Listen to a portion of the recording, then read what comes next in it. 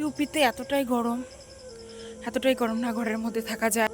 ঘরের মধ্যে থাকতে থাকতে না খিদে পায় না কিছু, খুব কষ্টে আছে, খুব কষ্টে। কি যে ভালো লাগছে গাইস, কি যে ভালো লাগছে, এত ঠান্ডা, খুব ভালো লাগছে, ভীষণ ভালো লাগছে। ঠান্ডা জলে হাত দিতে মানে পা দিয়ে করতে কার না ভালো লাগে, ভীষণ ভালো লাগছে।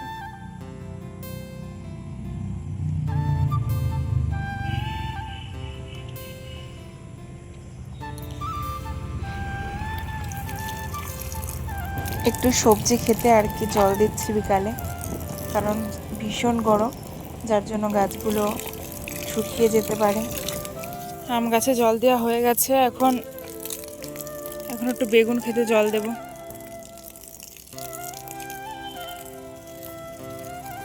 অবস্থা করে রেখেছে দেখো, কোন গাছের মধ্যে দিয়ে পাইপটা নিয়েছে। কি যে ভালো লাগছে ঠান্ডা জলে, মনে হচ্ছে স্নান করি। আমার ফেভারিট গাছটা, একটু জল দিই।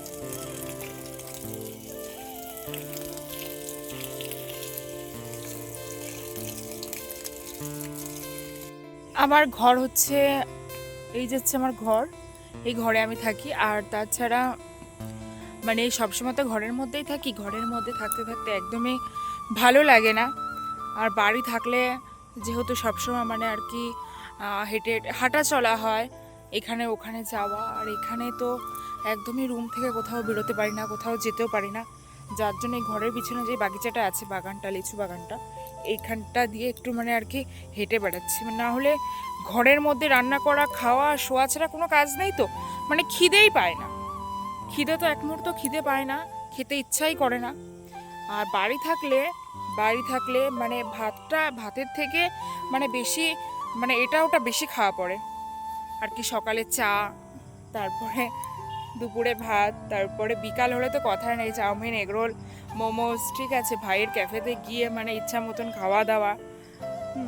আর এখানে তো সেরকম একটা হাঁটাও পড়ে না, তার জন্য একটু মানে আর কি হেঁটে বেড়াচ্ছি, এই ঘরের মানে পিছনটা দিয়ে একটু হেঁটে বেড়াচ্ছি। একদমই হাঁটা পড়ে না, শরীর একদম মানে অচল হয়ে যাচ্ছে, না কাজ করতে ইচ্ছা করে না কিছু। গরমের মধ্যে এখানে এতটা গরম ইউপিতে, মানে গরমের জন্য কিছুই ভালো লাগে না, না খেতে ভালো লাগে, না ঘরের ভিতর শুতে ভালো লাগে, মানে ভীষণ গরম। ঘরের মধ্যে কুলার চলে, একটা স্ট্যান্ড ফ্যান, একটা টেবিল ফ্যান চলে, উপরে সিলিং ফ্যান চলে, তারপরেও মানে ঘরে গরমে টেকাই যায় না। এত কষ্ট হয় ঘরের মধ্যে থাকতে গাইস, কি বলবো।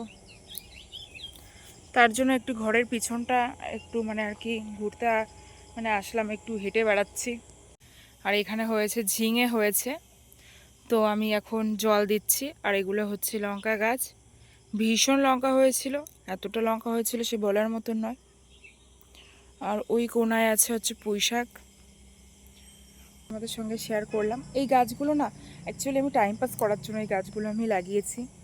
আমি এসে দেখি প্রতিদিন, বিকালবেলা হলে জল দিই। এই দেখো এখনও জল দিচ্ছি ওই যে গাছের গোড়ায়। আর একটা কথা কি, এখানে ভীষণ হনুমান আছে, প্রতিদিন আসবে আর এসে এসে খেয়ে যাবে। ওই যে এই যে গাছটা লাগিয়েছি, কুমড়ো গাছ, কুমড়ো হয়েছিল, এই বড় একটা কুমড়ো হয়েছিল।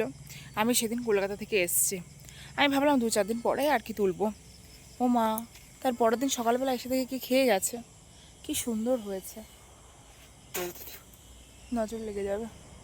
নিজের নজরটা বেশি লাগে নিজের জিনিসে। এখানে লাউ আর কুমড়ো একসাথেই লাগানো আছে, লাউ গাছ, কুমড়ো গাছ। তো বন্ধুরা, টাটা, সবাই ভালো থেকো, সুস্থ থেকো, দেখা হচ্ছে নেক্সট ব্লগে। আর সবাই আমাকে অনেক অনেক ভালোবাসা দিও, আমি আরও সুন্দর সুন্দর ব্লগ নিয়ে আসবো। আমি কি করছি, কোথায় থাকি, কি করলাম কি না করলাম, সবটা তোমাদের সঙ্গে শেয়ার করবো। তো টাটা বন্ধুরা, সবাই ভালো থেকো।